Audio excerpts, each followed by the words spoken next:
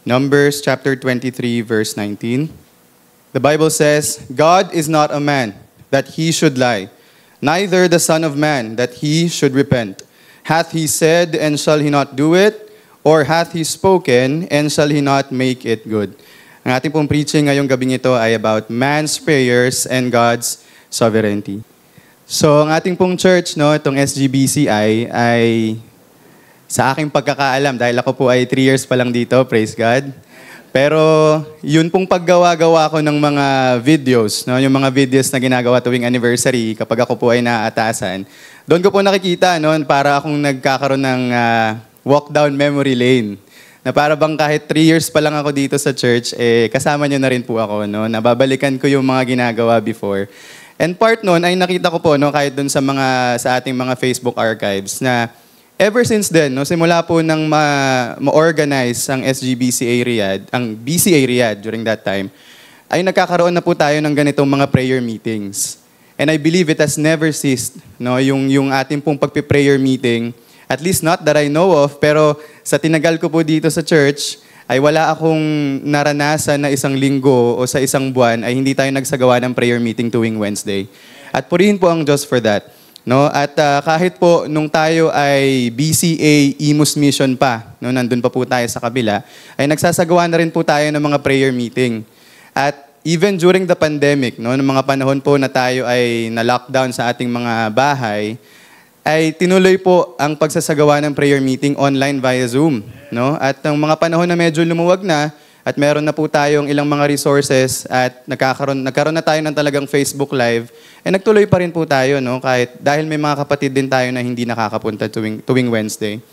And sa ating po mga prayer meeting na yon, nakakita po tayo for sure ng mga panalangin na itinataas natin sa Panginoon na sinasagot even in just a matter of days. Malalaman natin sa Facebook may magsasabi, salamat mga kapatid sa pagsama sa panalangin. Sinagot na po ng Diyos ang ating panalangin.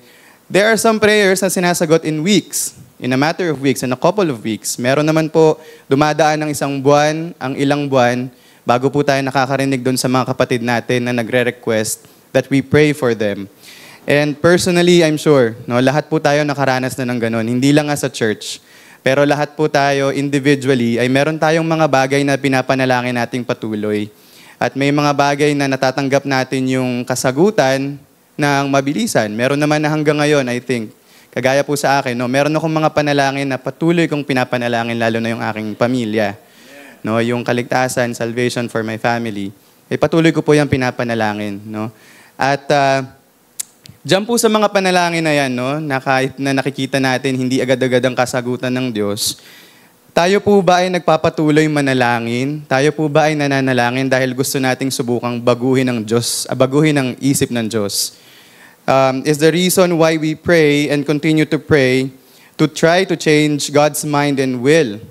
Ano po ba ang relasyon between God's sovereignty and our prayers?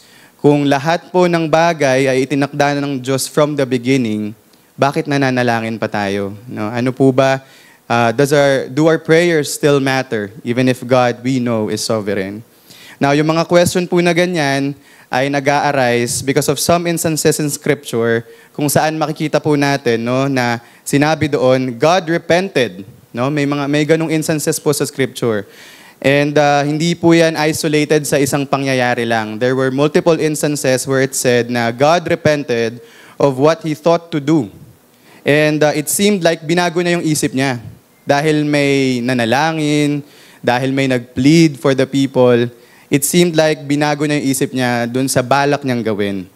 And for this very preaching, dahil nga po, sabi ko kanina, meron tayong multiple instances in the Bible. But for tonight, for our preaching tonight, we're going to look at Exodus chapter 32, verses 10 to 14. Samahan niyo po ako kung meron po kayong Bible and online, I believe i-display po natin ang verses. Exodus chapter 32, verses 10 to 14. And just for context, ito po ay nangyari after Aaron and the Jews made a golden calf. Dahil si Moses po ay nagpunta sa Mount Sinai to commune with God. At doon po binigay sa kanya yung 10 Commandments. So nangyari po ito after that. Exodus chapter 32 verses 10 to 14. Now therefore let me alone, that my wrath may wax hot against them, and that I may consume them, and I will make of thee a great nation. And Moses besought the Lord his God and said, Lord, why doth thy wrath wax hot against thy people, which thou hast brought forth out of the land of Egypt with great power and with a mighty hand? Wherefore should the Egyptians speak and say, For mischief did he bring them out, to slay them in the mountains, and to consume them from the face of the earth? Turn from thy fierce wrath, and repent of this evil against thy people.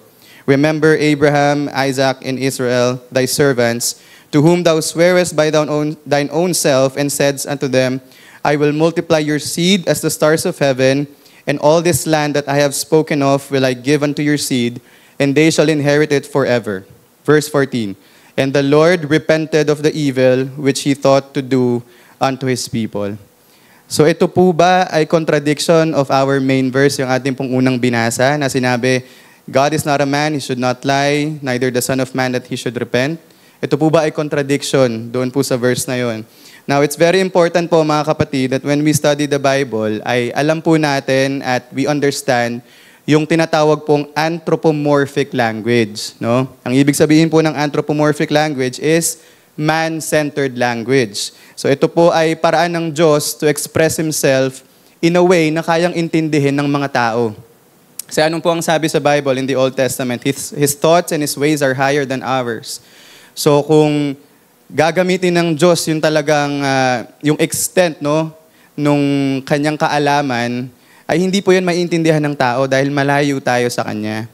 So that is why ito pong tinatawag na anthropomorphic or man-centered language is God speaking in the manner of men, no, in a way that we can understand. And when we think of it, ito po ay nagpapakita ng kabutihan, no, ng goodness and ng graciousness ng Diyos, na siya po ay magre-reach out sa mga tao for the people to understand Him. No? At He allows humans to understand Him to an extent He has allowed with the help of the Holy Spirit. Ito po ay biyaya ng Diyos. No? Yung ganito pong mga klase ng language and expression na maiintindihan po ng tao, ito po ay kabutihan pa rin ng Diyos sa atin.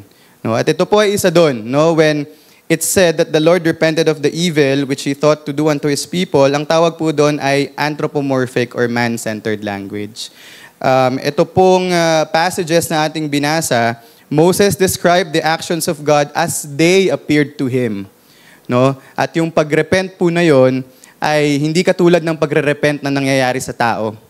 Iba po yung sinasabing pagrepent dito ng Diyos, hindi po yan katulad ng sa tao. So the prayer of Moses did not change God or his mind. Hindi dahil nanalangin si Moses na huwag parusahan ng Diyos ang mga Hudyo, ay nagbago ang isip ng Diyos na sige na nga, hindi ko na ito itutuloy. No? Dahil nanalangin ka, hindi ko na ito itutuloy. What actually changed was the standing of the Jews in His sight, na from a place of judgment dahil sa kanilang kasalanan, through the prayer and pleading of Moses, God put them in a place of mercy. So hindi po nagbago ang kanyang isip. At well, we are SGBCI, no? Sovereign Grace Baptist Church in Imus. Pero maganda pa rin, no, na pag-aralan, magbasa tayo ng ilang mga verses to establish the sovereignty of God. So punta po tayo sa Isaiah 46, 9 to 10. Isaiah chapter 46, verses 9 and 10. Sabi po dito, Remember the former things of old, for I am God, and there is none else. I am God, and there is none like me, declaring the end from the beginning, and from ancient times the things that are not yet done, saying, My counsel shall stand, and I will do all my pleasure. Sabi po dyan, God declares the end from the beginning. Punta po tayo sa Hebrews chapter 13 verse 8 naman. Hebrews chapter 13 verse 8. I think this is a relatively familiar verse sa karamihan sa atin. Hebrews 13:8 says, Jesus Christ the same yesterday and today and forever. And lastly, James 1:17 says, Every good gift and every perfect gift is from above, and cometh down from the Father of lights, with whom is no variableness, neither shadow of turning. So ito po mga verses na binasa natin, and these are just some of the verses po, mga kapatid. No? Napakarami pang ibang mga verses na nagpapatunay na ang Panginoon po ay sovereign. But dito po sa binasa natin, in just these 3 verses, ano po ba ang sinasabi nitong mga verse na ito? These verses imply that God is indeed sovereign, no? Declaring the end from the beginning, the same yesterday, today, and forever, no variableness, neither shadow of turning. At hindi lang po yun. Because He is indeed sovereign, hindi niya kailangan ng isang counselor para mabago yung isip niya. Hindi niya kailangan ng isang tao na mananalangin na para bang hindi niya alam na ito yung gagawin ng mga tao. Na para bang bagong impormasyon ito sa Diyos at nung may nanalangin, doon naisip lang ng Diyos na okay, baguhin ko yung isip ko yung dapat na pinlano ko na gagawin ko. Hindi po ganun. God doesn't need a counselor to change His mind. Ano pong sabi dyan? Sa Isaiah 46:10, my counsel shall stand, and I will do all my pleasure. So ang Panginoon po, ang Diyos po ay sovereign at hindi po nagbawang isip niya through the prayer of Moses. He has known from the beginning that Israel will sin. He knew they would make a golden calf. He also knew that Moses will plead for the people. And because of that, He knew that He will show them mercy through the prayer of Moses. And as our verse tonight says, He is not a man that He should lie. He is not the Son of Man that He should repent. Hath He said, and shall He not do it? Or hath He spoken, and shall He not make it good? So hindi po ito, again, isang isolated case na gumawa ng kasalanan ng mga Hudyo, mga Israelites, and then they turned to God, and God showed them mercy. Napakarami pa po. Lalo na during that time, the 40-year time of Israel in the wilderness. No? Napakarami nilang kasalanan. Gusto pa nga nilang bumalik sa Egypt. No? Kino-question nila ang plano ng Diyos. But whenever the Jews prayed in the Old Testament, and God delivered them, yes, tama po. It was because they sought God. Totoo po yun. Tama yun. But it's also because, ultimately, God planned for them to turn to Him. God planned for them to pray, and He planned that through those prayers and pleading, ay i-deliver niya po ang mga Hudyo. So, lahat po yun ay nasa sovereign plan of God. Lahat po yun ay nasa sovereign, ordained will of our Lord. Ngayon, kung ang Panginoong Diyos po pala ay sovereign at lahat ay naitakda na niya from, He ordained all things, He declared, again, the end from the beginning, dapat pa ba tayong manalangin? So bakit pa pala tayo nananalangin? Why are we still pleading to God kung siya naman pala ay sovereign at hindi naman niya babaguhin yung kanyang isip? Do our prayers still matter? Now, mga kapatid, ang kailangan po nating malaman at tandaan about God, first, He is sovereign, but then He works through means to fulfill His ends. Siya po ay sovereign, no? All-encompassing yung kanyang power.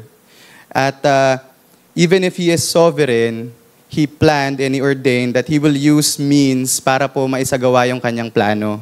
For instance, yung salvation po does not happen apart from faith.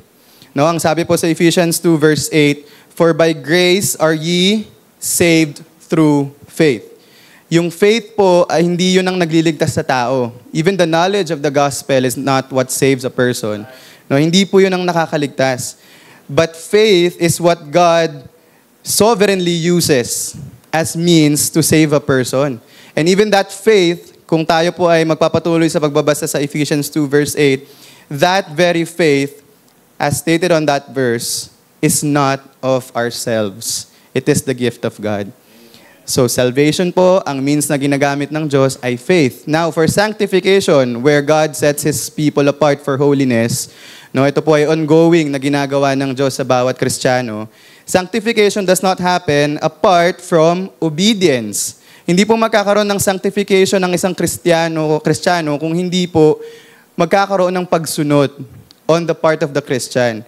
Basahin po natin ang Romans 6 verse 16.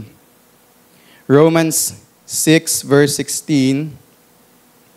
Ang sabi po dito, know ye not that to whom ye yield yourselves servants to obey, His servants ye are to whom ye obey, whether of sin unto death or of obedience unto righteousness.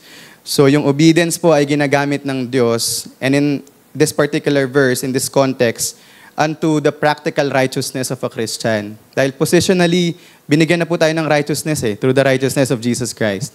And sa pamumuhay po natin bilang mga Kristiyano dito, ay may tinatawag po tayong practical righteousness, no? Yung pagsunod natin sa Diyos. And again, pagsunod is obedience. And God sovereignly uses obedience as the means to separate us from the world for His use and to make us more and more conformed to the image of Christ. And that very obedience, yung mismong pagsunod na yon, ay gawa pa rin po ng Diyos sa isang Kristiyano. Saan po natin makikita yan? Philippians 2, verse 13. Philippians chapter 2, verse 13.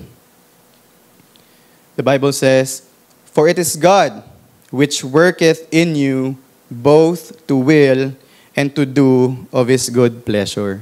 So even the good things that we are doing, nung tayo po ay maligtas, Diyos pa rin po ang kumikilos sa atin for us to do it. No? Hindi natin yan ginagawa on our own premise, on our own strength. Lahat po ng ginagawa natin, lalo na yung paglilingkod natin sa Diyos, galing pa rin po yan sa Diyos. No? Yan po ay biyaya pa rin ng Diyos. So, ngayon po ay pinag-usapan natin salvation and sanctification. In the same way, God sovereignly uses prayer to execute His will. No, lahat po ng bagay na nangyari at mangyayari ay nakaplano na, no, pinlano na ng Diyos. Ang ginagamit po na paraan ng Diyos para maisagawa yung mga plano niya ay prayer. It is one of the means God uses. Prayer is very important. And now if we think about it, no, knowing that truth, prayer is such a privilege. No? Isa po yung pribilehiyo to be used by God to do His sovereign work. Pero ninyo, pwede kang gamitin ng Diyos, pwede gamitin ng Diyos yung mga panalangin mo para ma-execute niya yung plano niya. No? It's a privilege.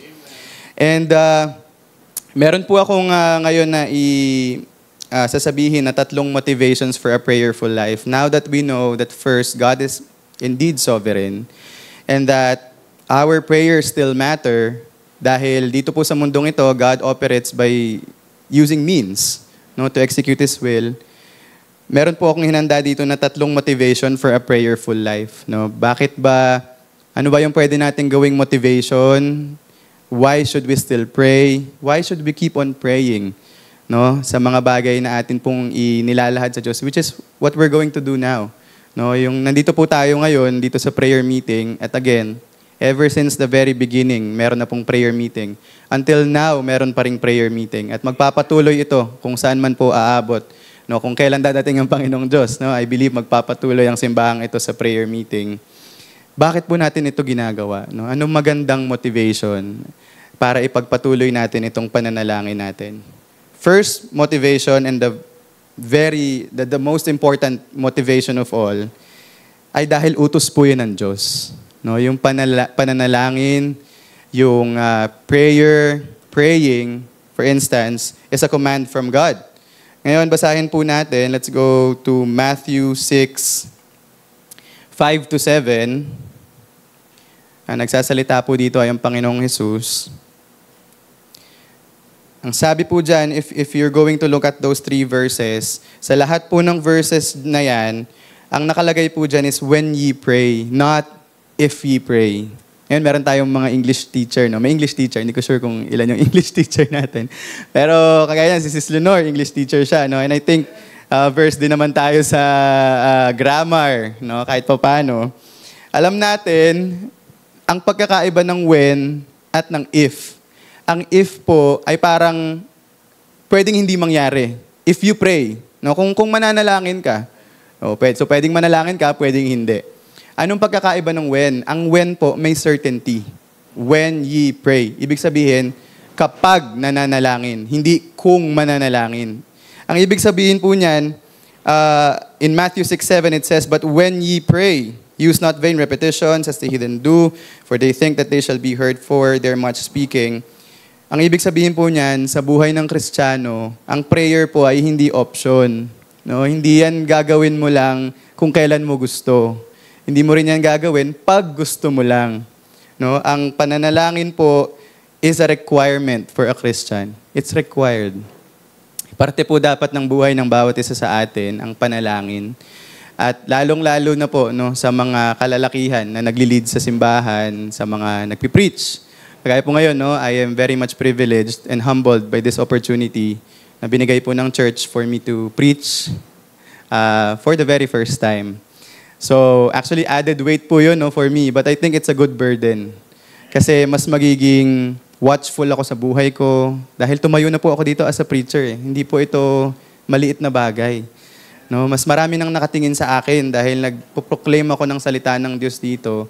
Mas dapat akong maging maingat sa aking pananalita, sa aking kahit na yung hindi nakikita ng tao yung pag-iisip ko.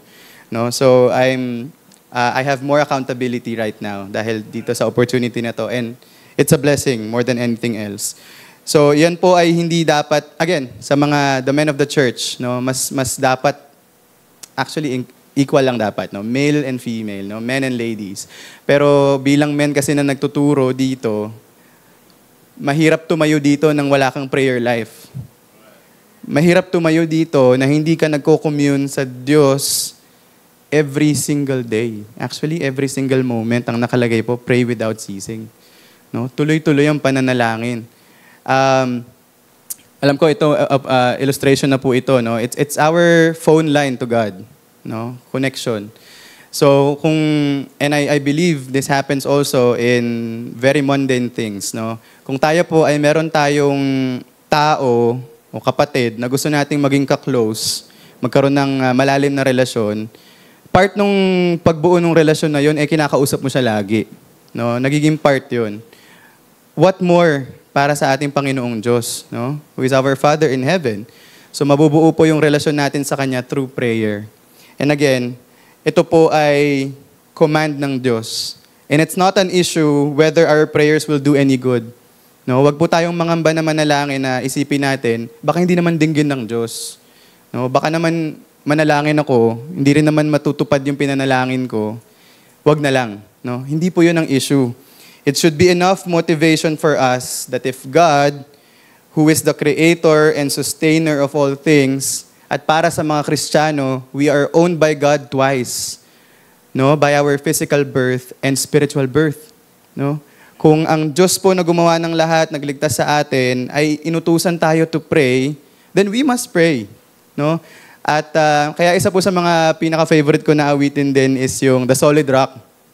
Yung chorus niya na in Christ the solid rock I stand.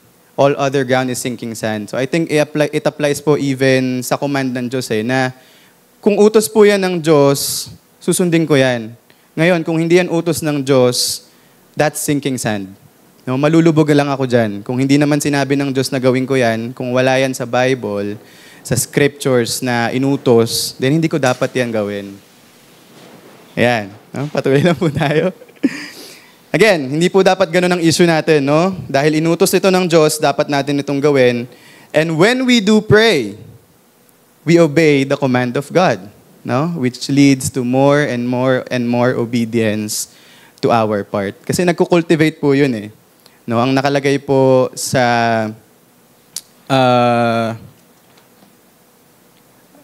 sa New Testament, no, sinabi po ni Paul, na when we present ourselves slave or servants to unrighteousness, it will lead to more unrighteousness, no? Ang pamumuhay po, hindi po yan, may ginawa kang isang bagay, magsa-stop na yun doon. Kapag ang ginagawa mo ay hindi mabuti, asahan mo na. Magpapatuloy yan to more sin and sin and sin and sin. But when we present ourselves servants to holiness, magde-develop po yun sa atin ng righteousness, no? And to more holiness sa ating buong buhay.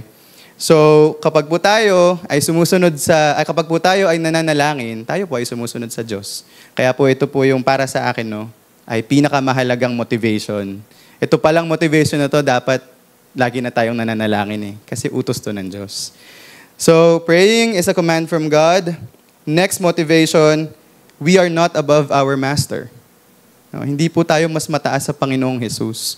At bakit po natin sinasabi yan? Pumunta po tayo sa Hebrews chapter 5, verse 7 and 8. Hebrews chapter 5, verses 7 and 8. And ito po ay isa lang sa mga verses about this topic. There are many, many other verses. Sabi po dito sa Hebrews 5:7-8, who, speaking about Jesus, in the days of his flesh, when he had offered up prayers and supplications with strong crying and tears unto him that was able to save him from death, and was heard in that he feared, though he were a son, yet learned he obedience by the things which he suffered. So ang Panginoong Jesus po, again, isa lang po ito sa mga verses. We see in the Gospels na ang very early in the day, pupunta po ang Panginoong Jesus sa isang solitary place to pray. Even after he performed miracles, naghumiwalay siya sa mga tao, he prayed. So if our Master, if Jesus Christ prayed to the Father, so should we. No? Kasi kapag po dumating na tayo dun sa point na okay na lang sa akin, hindi manalangin. And of course, tayo po dito ay nagpo-promote ng grace, dahil we are in the time of grace. Pero minsan kasi nagiging excuse na, nagiging habitual excuse na pagod ka, na wala kang time, busy ka sa mga gantong bagay. I think hindi po magandang i-cultivate natin sa sarili natin yun. Siguro mga ilang beses, and then maganda i-pag-pray natin agad. Na dahil sa pagod, hindi ka na... Ngayon, kung dahil sa pagod yung dahilan, bakit hindi ka nakapanalangin, then do something about that exhaustion. I-manage ang time ng mabuti. Kung kailangan mong magsulat sa papel nung 24 hours na 6 to 8 a.m., ito ang gagawin ko. Kung yun ang mag-work sa'yo, then do it. Kung yun ang nagiging dahilan para hindi ka makapanalangin dahil sa sobrang pagod at puyat, gawa natin ng paraan. At if Jesus himself prayed, kapag dumating tayo again sa point na okay lang hindi manalangin, then we're saying we're better than our Master, which we are not, and we will never be better than Jesus. We will never be above him. We will never be... ang goal natin is to be like him. Tama po ba? Pero hindi natin siya mahihigitan Hindi tayo mas mataas sa kanya. So kung ang ating Master again ay nanalangin sa Diyos, dapat din po tayong manalangin. So again, the first motivation, prayer or praying is a command from God. Next is, we are not above our Master. So manalangin po tayo, Igawin nating lifestyle natin yan. And in Romans 8:29, Romans chapter 8 verse 29, ang sabi po dito, for whom he did foreknow, he also did predestinate to be conformed to the image of his Son, that he might be the firstborn among many brethren. Ano pong maging pwedeng reflection natin from this verse? It is in the sovereign plan of God that his people be conformed to the image of his Son. Therefore, an increasing and improving prayer life promotes Christ-likeness in our lives. So, ang Panginoong Yesus po ay nananalangin, and if we desire to be conformed to his image, just as he prayed, we must also pray. And ang panghuli po nating motivation na nilagay ko po dito, lastly, why should we pray? Because God is pleased with the prayers of his people.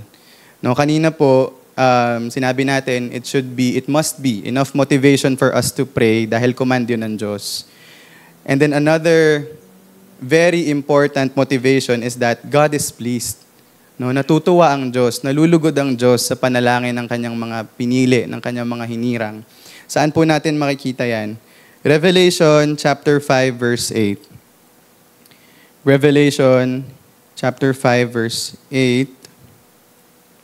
The Bible says, and when he had taken the book, the 4 beasts and 24 elders fell down before the Lamb, having every one of them harps, and golden vials full of odors, which are the prayers of the saints. So yung mga panalangin po pala natin na mga iniligtas ng Panginoong Diyos, yan po pala ay naiipon. Merong golden vials full of odors na puno ng panalangin ng mga Kristiyano. And the prayers of the saints are a sweet-smelling savor unto God. And knowing that it pleases and glorifies God should all the more motivate us to strengthen our prayer life. Parang isang anak sa kanyang magulang, no? Siyempre bilang magulang, bilang anak ka ng magulang mo, alam mo kung anong kinakatuwa nila at alam mo kung hindi kinakatuwa nila. No? At kapag mahal na mahal mo ang magulang mo, dahil alam mong matutuwa siya dito sa bagay na to, gagawin mo yun. No? Kung sinabi ng magulang natin na mag-aaral tayo mabuti, alam naman natin na pinaghihirapan po yan ng ating mga magulang, nag-aaral tayo ng mabuti. No? And of course, hindi po natatanggal doon na kaya tayo gumagawa ng mga bagay sa mundo is first and foremost for the glory of God. But ang sabi din po, di ba sa commandments, honor thy mother and thy father. So part ng ating pag-glorify sa Diyos ay i-respect po natin at mahalin natin yung ating magulang. At pag mahal natin yung isang tao, gusto mo ginagawa mo yung gusto niya, no? na natutuwa siya. At ang sabi po dito, the prayers of the saints are a sweet-smelling savor unto God. Kung yun po ay ikinakatuwa at kinakalugod ng Diyos na ating Ama sa langit, gawin natin. No? Gawin natin dahil gusto natin malugod siya. No? Plain and simple. Again, hindi po madali. No? Physically, hindi madali. Lahat naman ng bagay, if we think about it, physically, meron kang extent. Kasi nandito ka pa sa flesh na napapagod, nagkakasakit, napupuyat, may mga gising ng 24 hours more than. Pero eventually magbi-breakdown ng katawan mo, magsha-shutdown yan, no? Hindi ka immortal, no? During this time. So physically mahirap po talaga 'yun. Kaya nga lagi lang tayong dumidepende sa Holy Spirit. Kasi yung the very strength para gawin po yung mga bagay na nakakalugod sa Diyos, yan po ay supernatural. Hindi natin kayang gawin yan physically because we can only do so much. Kaya ang confidence po natin is not unto our flesh, but unto the Holy Spirit na dwelling in us. And ito po isang magandang verse no, na nakita ko while I was trying to study this topic. Sabi po ni R.C. Sproul, all that God does is for His glory first, and for our benefit second. We pray because God commands us to pray, because it glorifies Him, and because it benefits us. So yun po lagi ang order ng lahat ng bagay. Kung mapapansin po natin sa Ten Commandments, ang unang part po nun ay sa Diyos, and then the last part ay, sinasabi po nila, vertical muna, no, para sa Diyos. And then the last part of it, yung other part of it, ay horizontal na, para na sa mga tao. No? Yung pakikipag kapwa-tao natin, no? Paano tayo mamuhay dito. At ganun din po, no? Ganun din ang order of things when it comes to everything that we do. And everything that God ordained, ang una pong dahilan is for His glory. Ang pangalawa po is for our benefit. Nakalagay po yan sa Romans 8:28, hindi po ba? No? Ang lahat ng bagay is working for our good. To them that love God and to them who are the called according to His purpose. So yun po yung laging din natin, no? Magandang wag natin kalimutan. No? Whenever we do things, kung ano man po yan, unang-una para yan sa Diyos, pangalawa para sa atin. Pero ganun na rin po sa mga plano ng Diyos. No? Ganun din po ang order of things sa mga plano na isinagawa ng Diyos. So, I hope and pray na ngayon po ay nalinawan tayo na God is sovereign, but even if He's sovereign, ay kailangan pa rin nating manalangin to present our prayers to Him. Kasi hindi lang po ito basta command. It's an invitation from God. No? Na tayo po ay magsabi ng ating mga panalangin unto Him who cares for us. But hindi po dapat tayo magkamali, no? Kasi baka ang mangyari, wag naman sana, pero baka mangyari ang maisip na natin, kailangan ko palang manalangin para mangyari itong bagay na to. Pag di ako nanalangin, baka hindi gumaling si brother ganyan. Ako, kailangan manalangin ako. O kaya pag nanalangin ka na, baka mapunta na sa iyo yung glory. Buti na lang nanalangin ako. Kung hindi ako yung nanalangin, ako, baka na may sakit pa siya ngayon, hindi siya naka-attend. Hindi po. No, we must not be mistaken. Ang itinakdang plano ng Diyos ay mangyayari at mangyayari whether we pray for it or not. Kasi ordained po yun eh. No, pinlano yun ng Diyos, itinakda ng Diyos na mangyari yun. So whether I pray or I don't pray for a specific thing, mangyayari po yun. So wala dapat tayong ganong klase ng pride sa isip natin. But as He has chosen, they will not be done without prayer. Yung kanyang pong mga plano, as He has again deliberately chosen, ay mangyayari, He will execute all of those plans by means of prayer, by means of the prayer of His people. At kung hindi ako, kung hindi tayo, mga kapatid, ang mananalangin para sa isang bagay, for sure, gagamit ang Diyos ng ibang tao to pray for that specific thing. At gagamitin niya yung prayer ng tao na yun para maisagawa yung kanyang plano. Kaya let's not miss out on that. No? Let's not miss out on the possible privilege and opportunity na yung panalangin natin ay maging participatory doon sa execution ng will ng Diyos. No? It's a joy. No? I think it will rob us of our joy kapag hinayaan na lang natin na hindi tayo manalangin. It will rob us of that joy na tayo po ay pinakinggan ng Diyos. No? Isa tayo dun sa mga nanalangin for a specific thing. Kaya nga po, recently, no, kasi, ewan ko po, hindi ko alam kung since when, pero kapag merong nagsishare na merong problema, o kaya merong makikita mo na meron siyang gagawin, exams, or merong anything under the sun, na kailangan ng prayer. Dati po ang sinasabi ko, ang reply ko, I will pray for you. Na maraming, to be completely honest with you, maraming panahon na hindi ko naman talaga na ipapanalangin. Lip service lang. Sabihin ko lang, okay, I will pray for you, huwag kang mag-alala. Tapos, I will go about my day. At maraming instances na hindi ko naman talaga pala na ipanalangin. O kaya, halimbawa po, no, may mag-e-exam. Tapos sabi, please pray for me. Tapos hindi ka nakapanalangin, nanalangin ka, tapos na exam niya. So, anong pinapanalangin mo? No? Na maging, of course, we pray na maging maganda yung resulta, pero the person asked for your prayer during that time eh. So ngayon po, no, pinagpipray ko, and by God's grace, may pagpatuloy, na kapag meron pong humihingi ng panalangin sa akin, or nakita ko na may kapatid na kailangan ng panalangin, mananalangin muna ako bago ko sabihin na I prayed for you. Nagawa ko na muna siya. Yun po yung inaanak ko. Kasi alam ko po sa sarili ko eh. At I think alam din yan ng mga, lalo na ng mga YA, kahit ng mga YP. Makakalimutin po ako eh. Kahit nga po yung cellphone ko na iiwan ko sa department store. Talaga napakabuti lang po ng Panginoon kasi binabalik siya sa akin. Kahit po yung wallet ko na iwan ko nung kumain kami. Yan, alam po yan nila ng YA. So alam ko yung capacity ko as a person. At alam ko po yung capacity ko na makakalimot ako kung hindi ko to gagawin agad. So, yun po ay ginawa kong practice. Baka sakaling makakuha tayo ng ng example na when we pray, when a person, lalo na ang kapatid po sa simbahan ay nanghihingi ng panalangin o kailangan ng panalangin, ipanalangin na natin agad. Kasi wala namang specific time na pwede, na dapat pala. Walang specific time na dapat.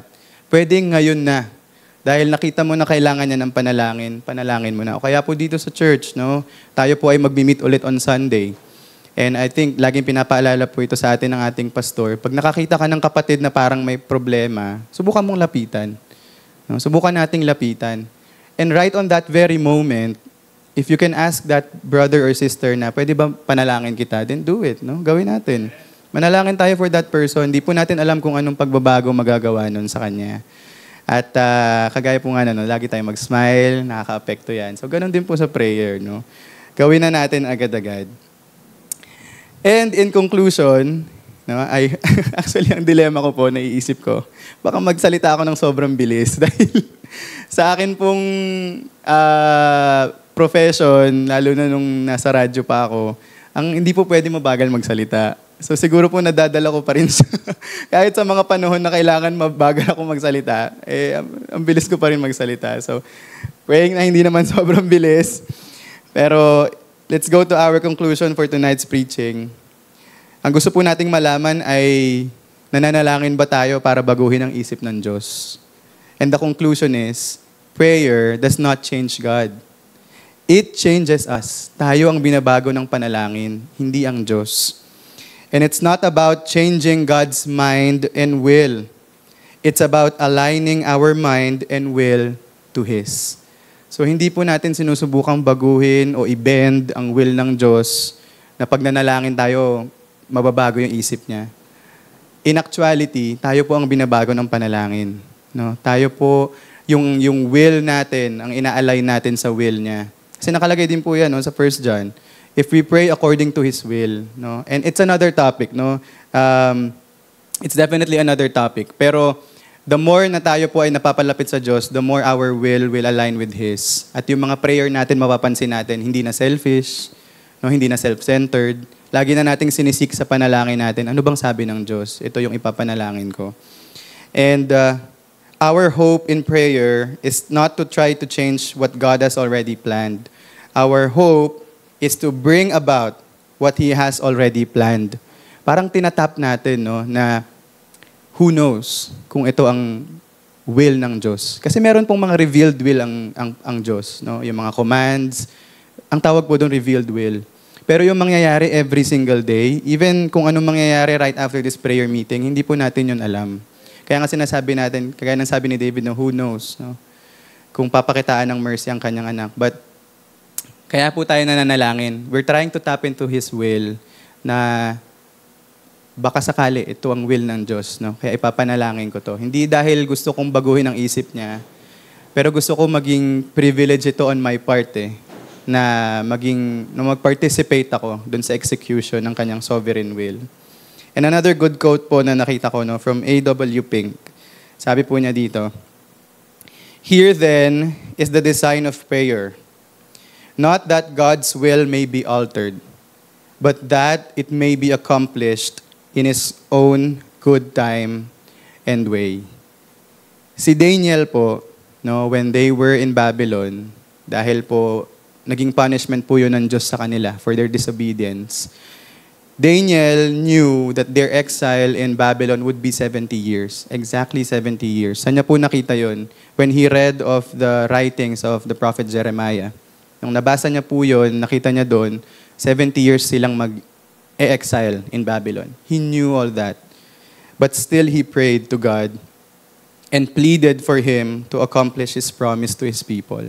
Alam niya na ang sabi po, no, more or less 2 or 3 years na lang yung natitira sa 70 years when he prayed. Pero nanalangin pa rin siya. No? He tried, he approached the throne of grace para humiling at manalangin na i-accomplish ng Diyos yung kanyang pangako to His people of the 70 years. And similarly, nabanggit ko na po kanina, David knew his first son with Bathsheba was going to die. Kasi sinabi na po yun ng Diyos. Kasi dahil po sa kasalanan na ginawa niya, no, murder of Uriah, adultery with Bathsheba, alam niya na yung anak niya ay mamamatay, no, pagkapanganak. But he still prayed to God to plead for His grace for the child to live. Napakaganda pong attitude, no. Alam mo na, sinabi na, declared na. But still, no, kaya nga po sabi niya doon, who knows if maybe God will be gracious and this child will live. And ultimately, no, because we want to be like Jesus Christ, Jesus knew about the certainty of the cross. Alam po ng Panginoong Jesus that it has to happen. It had to happen. It will happen. Alam na alam ng Panginoong Jesus na siya po ay mapapako sa krus para po bayaran yung kasalanan ng mga pinili ng Diyos, binigay sa Kanya ng Diyos. Yet he still prayed, "Oh, my Father, if it be possible, let this cup pass from me. Nevertheless, not as I will, but as Thou wilt." So mga kapatid, knowing God's sovereignty should not make us prayerless. It should make us all the more prayerful. So nawa tayo po ay na-bless to be more prayerful in our lives. Tuloy lang tayo sa pananalangin. I mean, not to make this about myself, pero right now po, ang tito ko po ay nasa ICU. And, ayun, no? Ang hirap po pala pag close family. Kasi, kita ko nagpunta po kami nung Monday. So, kita ko mismo yung panic and all that.